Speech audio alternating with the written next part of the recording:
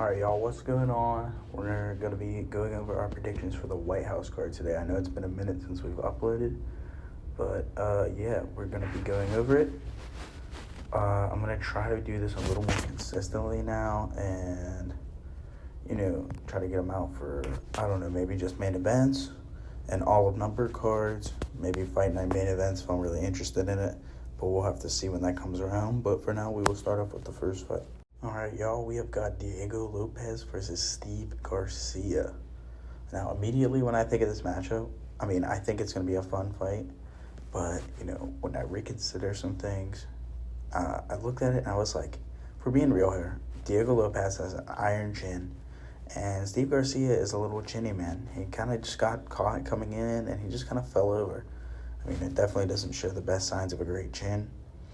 They both have good power. Steve Garcia definitely has a power advantage. He has huge power in the hands. Diego Lopez has solid power.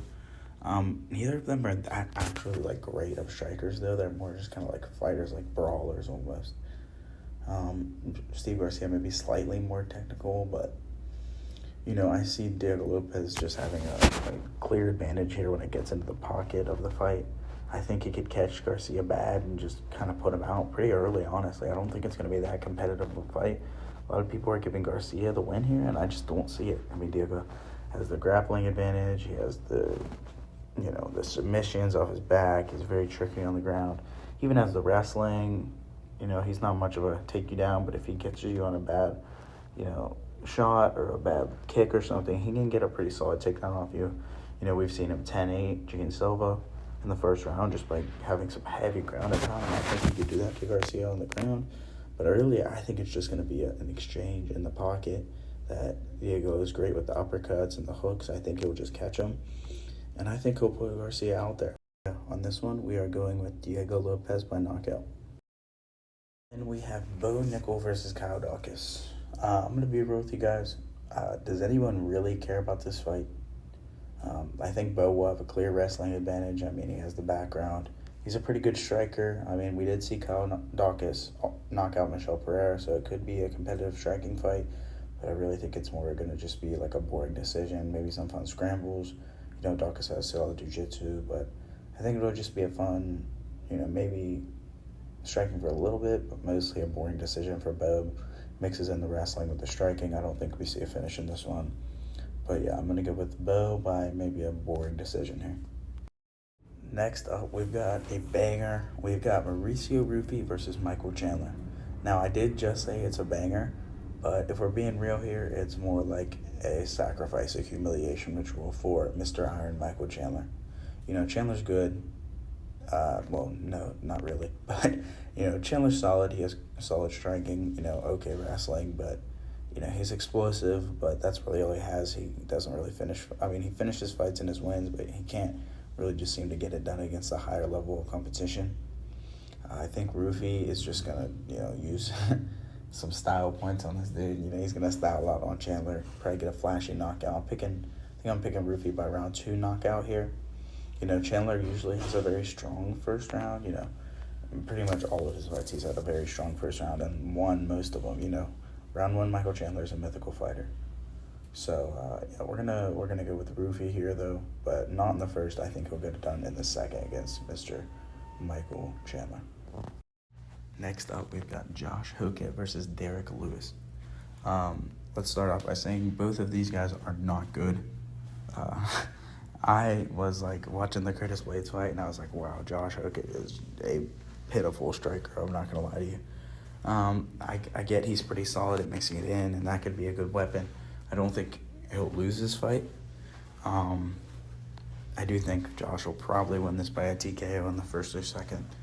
There's always the possibility that Derek Lewis can just bomb you with an overhand. I put guaranteed banger in the notes, but if I'm being real, Derek Lewis's last fight sucked. Him versus Waldo Cortez Acosta was horrible. There was barely any action. It was the worst finish of all time, probably. So, I think I'm going to take back the whole guaranteed banger part. But, I still think it could be fun depending on what happens. Hokett said he's not going to make it like the Blades fight. He's not going to be just throwing. He doesn't want to get caught by Lewis. So, I mean, it'll probably just be more of a grappling to a TKO in the first or second. That's what I'm thinking for this one. Honestly, I think heavyweights should be allowed to take steroids. I'm not going to lie to you. I think it would just make it a lot more fun and competitive. Because in the current state of the heavyweight division, this is the kind of fighters we're getting. Josh Hokett and Derek Lewis. But yeah, we're going to take Hokett by round 2 knockout, I think. Am I right, Miami? Am I right, Miami? Next up, we have Sugar Sean O'Malley versus What It Do, Zahabi Crew. Hey, man. We got Aiemann Zahabi on the card.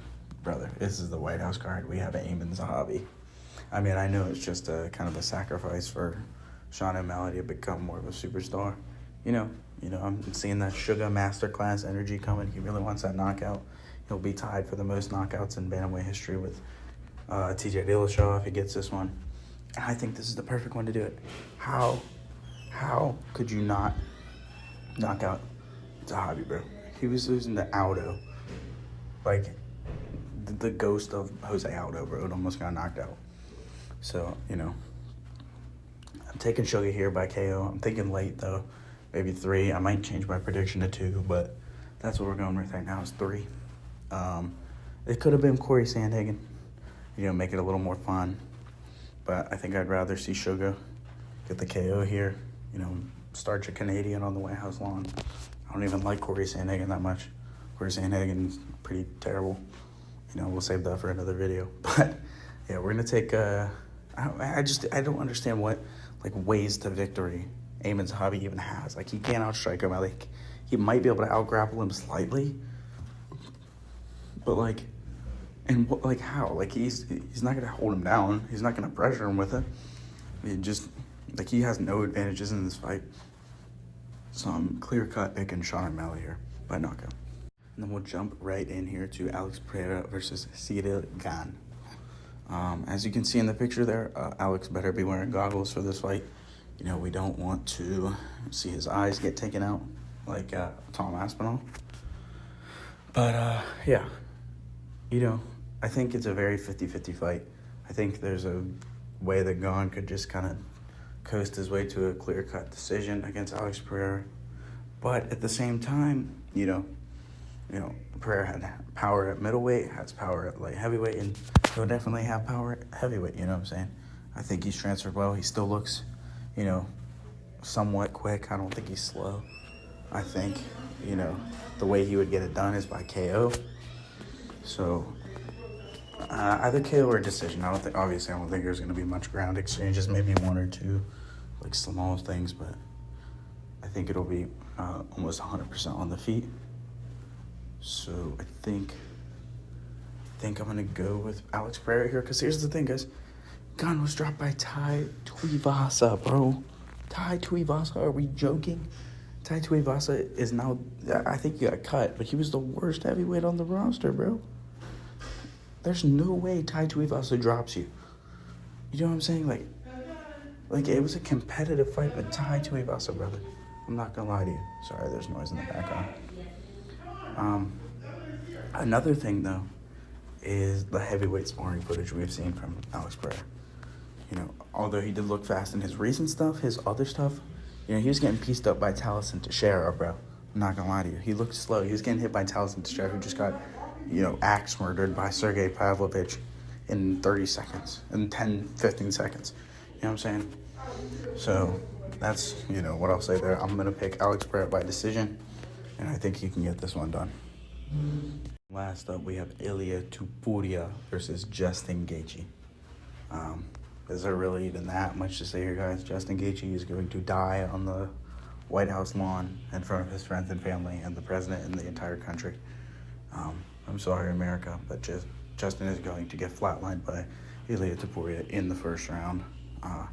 The skill differential between these two is just too vast, you know what I mean? Ilia has the striking advantage, clearly. He has a clear grappling advantage. He could take him down and sub him in 1 round if he wanted to, you know what I'm saying?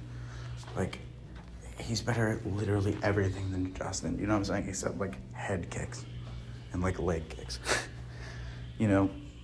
if Justin were to win this fight, he would win it by Gaethje. You know what I'm saying? Like, there's no clear-cut path for Gaethje to win this. And, like, everybody's like, oh, but what about the head kick weakness? There is no head kick weakness, bro.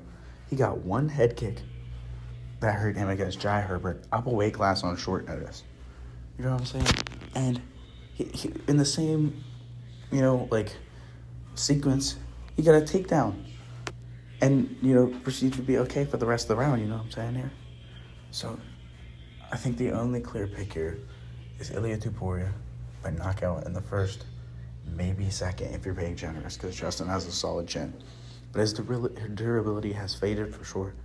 So either way, I'm picking Ilia by first or second round knockout. These have been my predictions. Share y'all's in the comments. If you like the video, let me know. I know it's not going to sound the greatest because I'm in a hotel hallway walking around. I couldn't find a room to talk in. So I hope you guys enjoy it and let me know what you think. Peace.